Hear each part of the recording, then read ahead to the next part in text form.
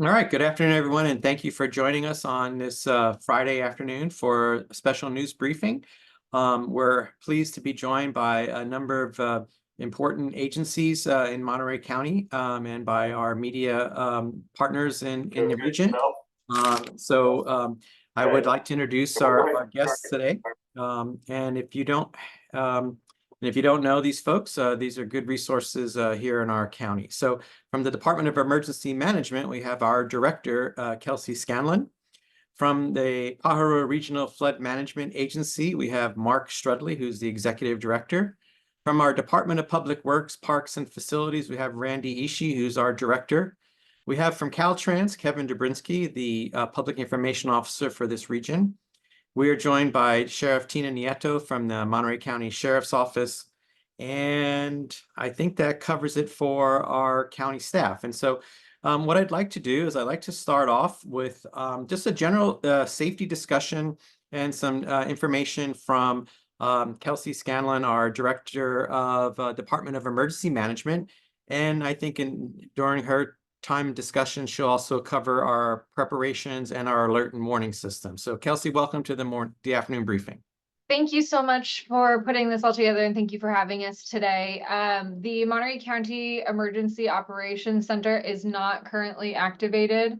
The Department of Emergency Management is working with our partners, many of whom are on this call, to continue to monitor and evaluate the incoming storm.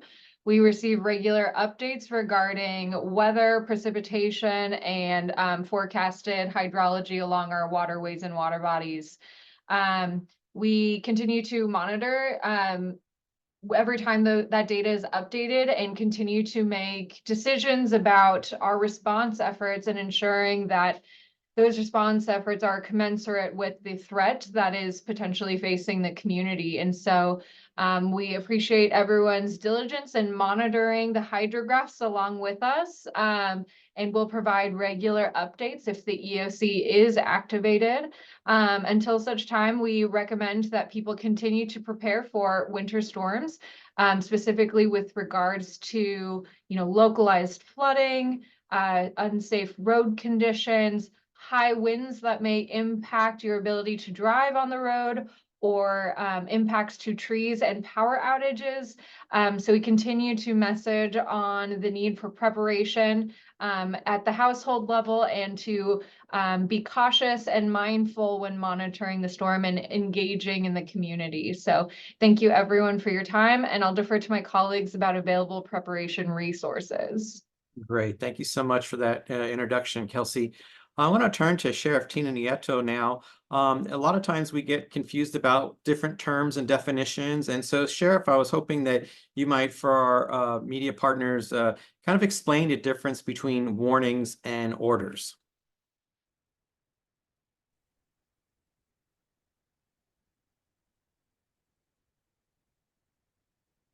Sheriff, do you hear me? Yeah, I'm unmuting now. I'm sorry. Let me turn my camera on because I was also I was doing two things at once. So just to let my partners know, I actually just got off the phone probably about 15 minutes ago with Don O'Keefe, who's over at OES. He's checking in with us, with our county, to see what's going on. I'm coordinating with our partners both north and south. So if we have to do anything, it's a coordinated response. For those who don't know, the good thing is that the National Guard is actually drilling this weekend. And so should we need to bring in any high water vehicles because the storm shifts either way, we'll be able to do that very quickly and also get the resources. Again, my only concern, and Randy, when you pipe in, my concern is about the Big Sur community, because that's where normally we get a lot of rain when it's a normal storm. And I know Paul Slide is still there. And so if we get any slide community, we would probably have to airlift stuff in until we get the road open. And I mentioned that to Don O'Keefe, just to let him know that we could be asking for those kind of assets. It just really depends on what happens with that storm. So that's going on with the sheriff's office, and it's AT&T at the same time. So I have a lot of resources that are out there this weekend. Great. And Sheriff, could you just briefly give the definition for warnings and orders so that our public knows the difference between the two? So for the public, for warnings, what a warning is we want people to be prepared in case that you have to evacuate. So warning is saying, hey, there's a possibility things could change and we may order you to leave your homes or your businesses. So during a warning, when the warning comes out in your community, we want to make sure that you have your go bags. And what a go bag is clothing, medications for yourself, for your pets. You have plans for yourself, for your pets, of where you're going to go, that you inform your families of where you're going to go when you leave your homes or businesses. So that is the time to really make sure that you're prepared to get out of that area in case something that we have to give an evacuation order. What I encourage people is to go to the Monterey County website, and you can find links there on storm preparedness that can help you with the checklist, so you don't have to remember it. So look at those checklists. They are good resources to have on hand. I would suggest not only looking at those checklists, but printing them ahead of time, because if your power goes out,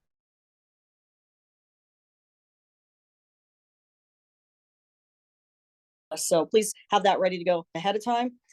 So at the time, so that's a warning. So that the sheriff's office would like you to do for an order. We're saying you need to get out of there. And why we're asking, and legally you're supposed to do that, but obviously we don't have the resources to be taking people out of their homes or their businesses, but you need to leave because it's a public safety issue. Because when the order goes out and something bad happens, we won't have the emergency personnel to come save you. And we see it over and over in the news where people ignore the orders and then something bad happens and they're saying, well, where are you? We're not there. We're spread thin.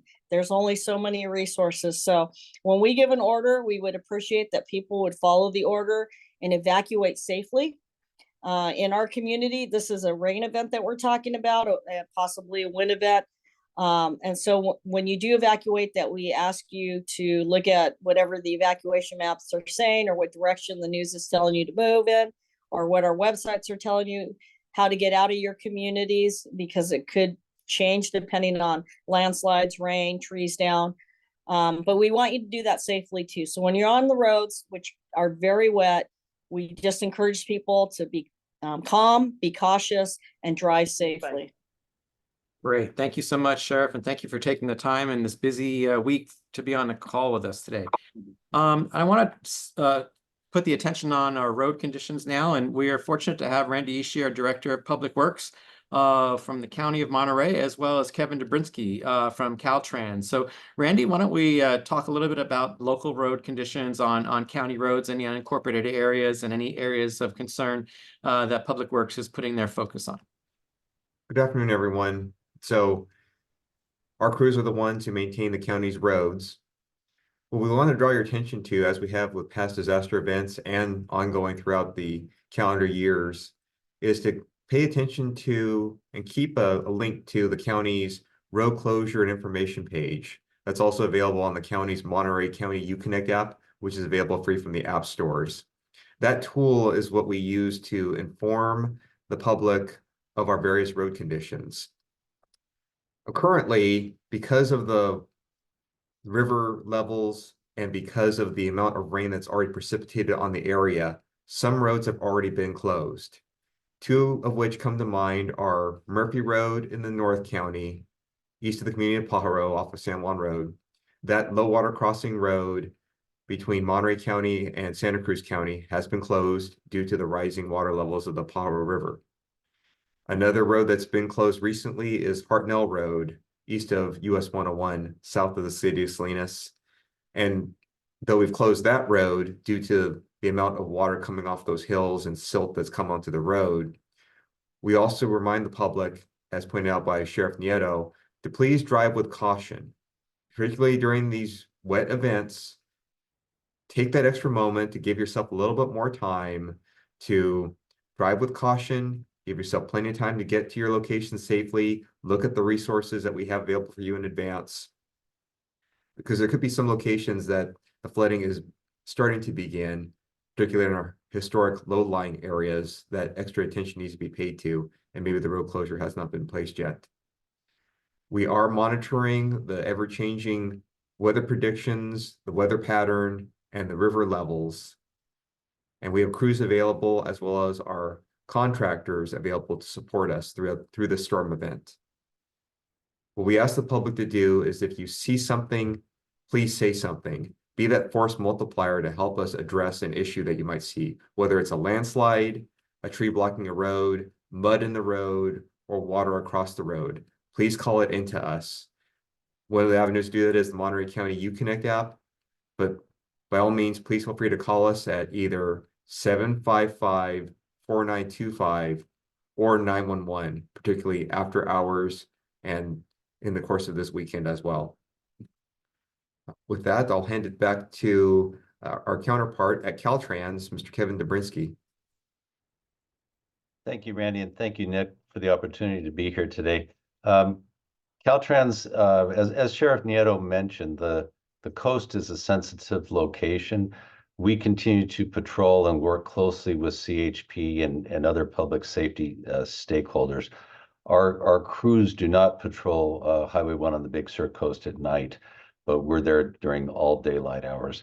The best resource to have real-time information for the conditions of state highways is on the CalTrans Quick Map site. That's quickmap.dot.ca.gov. At present, the only lane closure we have is just south of our lane closure at Limekiln State Park, the southern closure for Paul's Slide. We moved it less than a mile south because of some rockfall and some slide activity. We don't know when that little segment of roadway might open up, but there are no residents in that segment of road that would be affected by this. I think, again, to be of one voice, if you know the storm is coming, that's a good time to limit your travel. If you do have to travel, turn your lights on if you're using your windshield wipers. Never drive across a flooded road. Never drive anywhere near downed power lines. So we continue to keep eyes as part of the team out there to keep our eyes open on the conditions of the state highway. And again, it's important that people recognize that if there are closures in other areas, with the present closure at Paul's Slide, there's the risk of isolating communities. So don't be out on the roads unless you have to in the teeth of the storm. Like Randy said, report any issues that your eyes see out there, and we'll get through this together. Thank you so much, Kevin. And it reminds me of the slogan, "Turn around, don't drown." As we saw in the news this morning and the national news, and even in our own state, Southern California, a lot of water rescues for people not yielding to the signs that are posted that good folks at CalTrans and our Public Works Department put up. So if you see a sign that says road closed, it's closed for a reason. And I know our sheriffs would appreciate, as well as other law enforcement partners, if you did not cross those signs. So thank you so much for that. And thank you for being with us today. I want to turn our attention now to the Pajaro River. We're fortunate to have with us Mark Strudley, the Executive Director of the Pajaro Regional Flood Management Agency, a great partner in managing the Pajaro River. Mark, could you give us a little update on the Pajaro River and what we can expect over the next couple of days? Thanks, Nick. Sure. Hi, everyone. What we're expecting over the next couple of days on the Pajaro River is a significant but not problematic rise in river levels responding to the rainfall that's coming Sunday, Monday. Right now, we are tracking the forecast coming out of the National Weather Service and the California Nevada River Forecast Center, which currently is forecasting river levels above the Pajaro Valley to rise just a hair above what's called monitor stage, which is 22 feet provisionally right now at that gauging station upstream of the Pajaro Valley. What that means for people, residents, businesses, landowners in the Pajaro Valley, and in particular in Monterey County, is that the water levels that will go through the river system down there may touch the base of the levee in a few places, but overall, we do not expect river water levels to reach much of the levees or touch much of the levees. We also do not expect water levels to be interacting with the levee repairs remaining to be finished beneath Highway 1. So there is an ongoing levee repair being done by the Army Corps of Engineers that was damage caused from last year's storms. It will take about 10 to 12,000 cubic feet per second of water running past that point in order for the water to start touching the levee and the repair site there. And right now we expect somewhere around 5,500 to 6,000 cubic feet per second. So we're far below that threshold.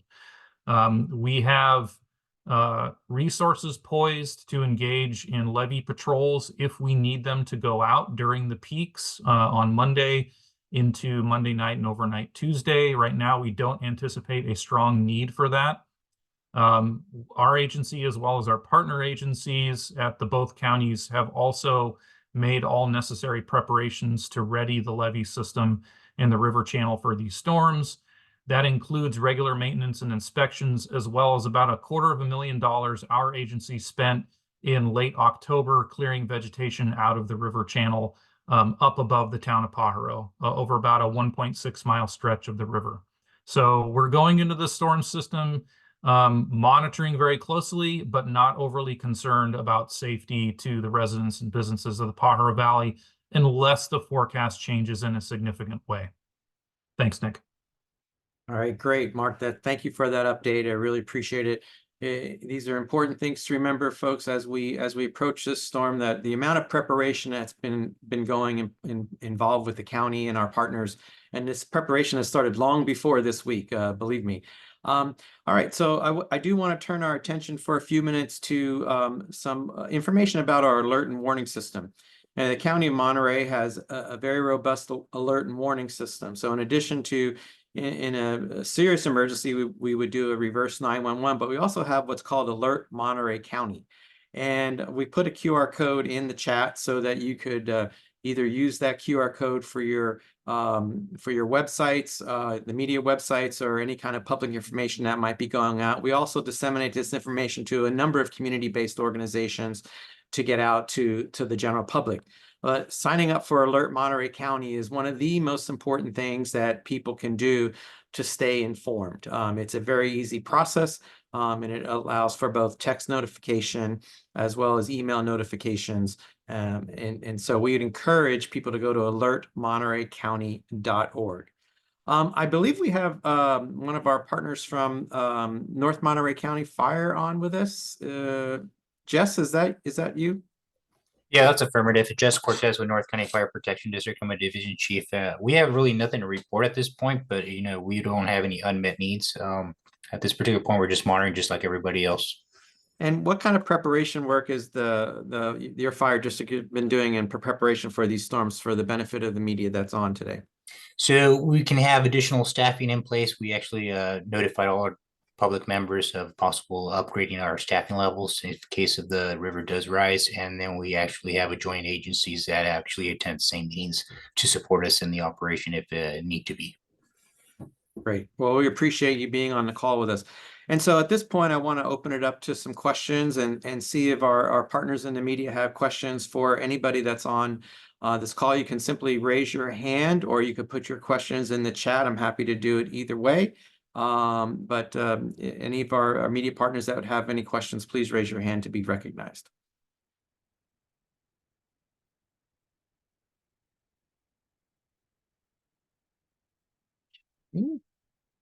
Nick, I did want to take a moment to highlight, we technically have not announced this yet, but I guess this might be the formal announcement. DEM has been working over the last 6 months with county communications to develop a new preparedness and emergency and recovery webpage. It's called readymontereycounty.org. It's our brand new website, and it's got some really fantastic resources on there, many of which have been spoken about by my partner agencies here today. So I highly encourage you go on, peruse the prepare section. You'll also find under the emergency section information about current road closures. Great. Thank you for that, Kelsey. I put the link in the chat as well. And for those of you that are monitoring this, there's a lot of links in the chat that you're happy to grab from us. We're also we're recording this session, and we will post it on to our social media as well if you want to go back and refer to it. I don't see anybody with their hand raised at this time. There is a question from Adriana Fredericks from KSMS, our Spanish television station, channel 67, Univision. Are you monitoring the area of Bolsa Knolls? Maybe Randy and Kelsey might want to address Bolsa Knolls. This is Randy from Public Works. Yes, we are monitoring the area of Bolsa Knolls and the conditions around Bolsa Knolls. And our law enforcement partners are also monitoring the area, and they keep us apprised as well. I'll look to our DEM director if there's anything further that they would like to add. And it does not appear to. Sorry, I literally just stepped away for 2 seconds. What was that? Yeah, about Bolsa Knolls and just monitoring Bolsa Knolls area. Yeah, I would confirm what Randy has said and highly encourage property owners to access available county resources, specifically sand and sandbags. If your home is flooded in the past, we expect that you could generally, especially in low-lying, high-risk areas, you could probably expect to see similar activity as you did earlier in the week. So highly encourage property owners to protect their homes. Great. And then we did put a QR code and a link to the Public Works site in the chat, so you could access that sandbag distribution information. Any other questions from the media? Are we expecting to open any shelters? That would be a question for Director Scanlon from DEM. We are not anticipating to open shelters at this time, as no evacuation warnings or orders are anticipated per the sheriff's comments previously. Should that change, we will activate emergency shelters and temporary evacuation points where appropriate. Thank you very much. Are there any roads, this is from KION, Brianna Matthews. Are there any roads that you are keeping an eye on during this weekend with the storms? I'll let Randy and then perhaps Kevin Drabinski answer that. Public Works is keeping an eye on our various historic low-lying areas, ones that have had to close due to intense rainfall or silt in the past. And those are areas like Hartnell Road, Alisal Road, and Old Stage Road.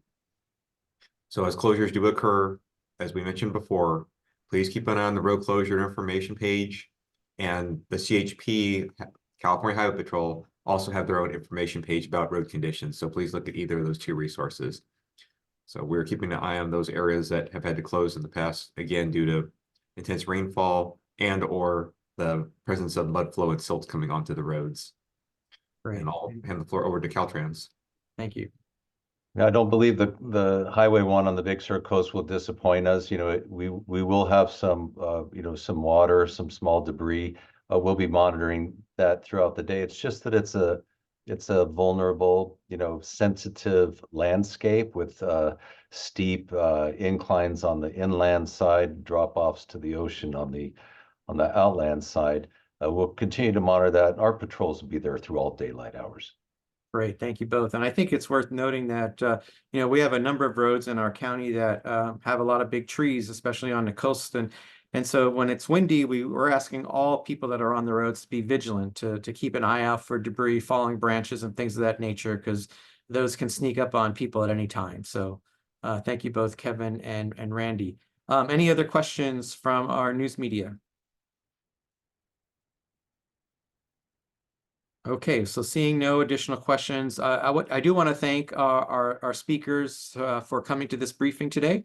I also want to note to our news media that if we see the need to do another briefing of this type, we will certainly do so, and we will get together with the experts like we have today to answer your questions should you have any. This is being recorded and will be posted on our social media in the next several hours should you want to listen to it again. And we thank you all for being here today. Be safe, and the message is prepare and sign up for our alert warning system. Have a great day, everyone. Thank you. Thank you for putting this together.